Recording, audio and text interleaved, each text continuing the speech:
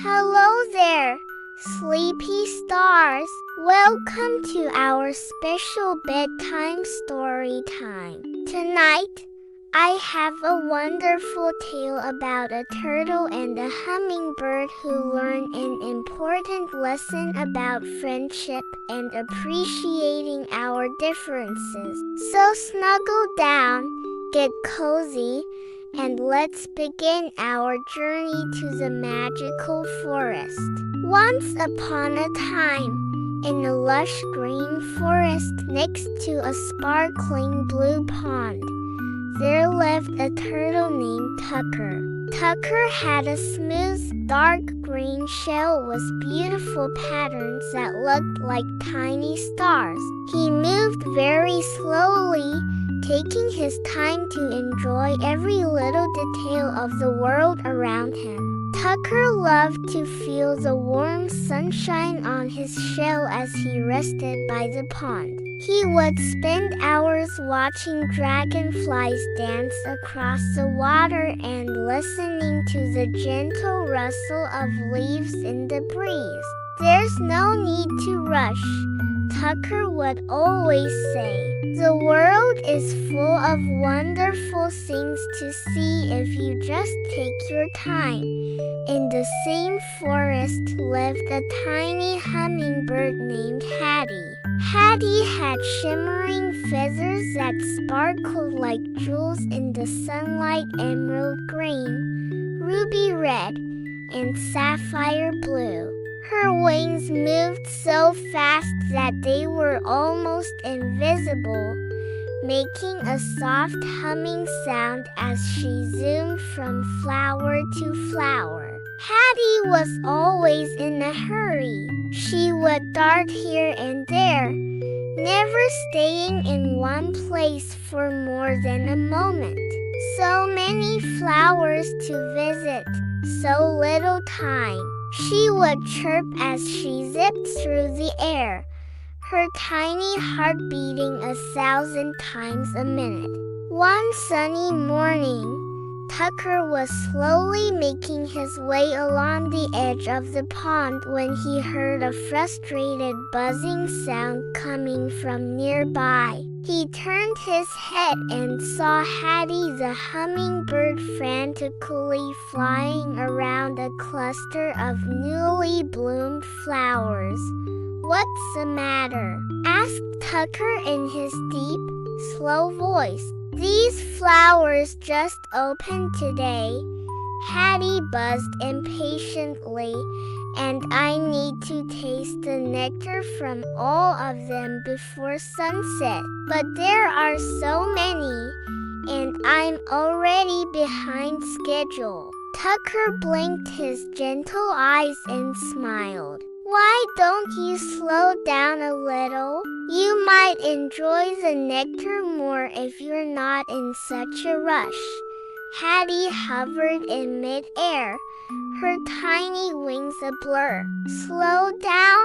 I can't slow down. That's just not how hummingbirds live. We have to move quickly, it's who we are. And I have to move slowly, it's who I am," replied Tucker thoughtfully. "But maybe we could learn something from each other." Hattie was about to zoom away, but something in Tucker's calm voice made her pause. "What do you mean?" she asked. "Why don't you follow me for a little while?" suggested Tucker. "I can show you what the world looks like when you take your time." Hattie thought this was a very strange idea, but she was curious. So she agreed to follow Tucker, even though it meant flying much slower than she was used to. As they moved along the edge of the pond together, Tucker pointed out things that Hattie had never noticed before: tiny water lilies just beginning to bloom, baby fish swimming in the shallow water, and beautiful patterns in the sand created by the gentle waves. "I've flown over this pond 1,000 times," Hattie said in amazement, "but I've never seen any of these wonderful things." Tucker smiled. "Sometimes we miss the small wonders when we're moving too fast." The next day, it was Hattie's turn to teach Tucker. "Today, we're going to visit my favorite meadow," she announced.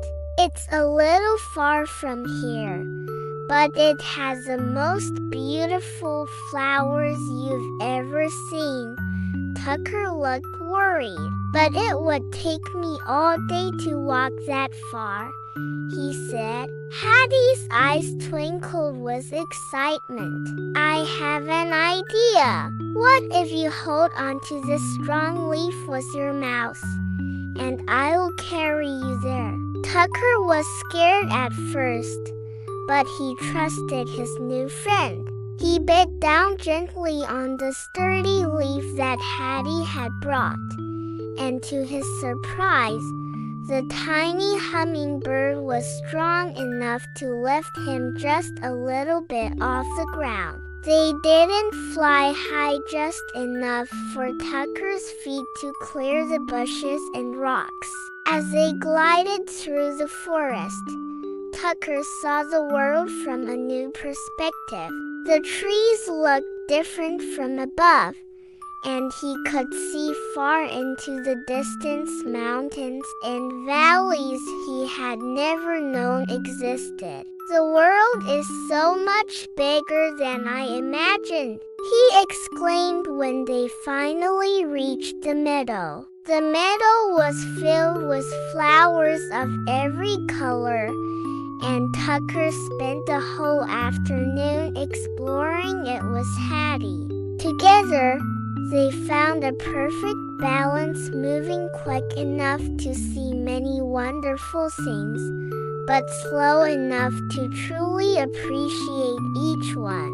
As the sun began to set, painting the sky with beautiful shades of orange and pink, Tucker and Hattie sat together on a large rock overlooking the meadow. "I've learned something important today," said Tucker. "Sometimes it's good to move a little faster and see more of the world. And I've learned that sometimes it is good to slow down and really see what is right in front of you," replied Hattie. "I think we make a good team." From that day on, Tucker the turtle and Hattie the hummingbird became the best of friends. They found a special way of traveling together that wasn't too fast or too slow, but just right. And they taught all the other animals in the forest an important lesson: we all have different ways of moving through life, and there's something valuable to learn from each one. And that, my dear sleepyheads, is a story of Tucker the turtle and Hattie the hummingbird. Remember that we all have our own special pace in life. Some of us move quickly like Hattie, while others take their time like Tucker. Both ways are perfect and wonderful. So as you drift off to sleep tonight, think about the beautiful things you might notice tomorrow if you take a moment to slow down and really look around.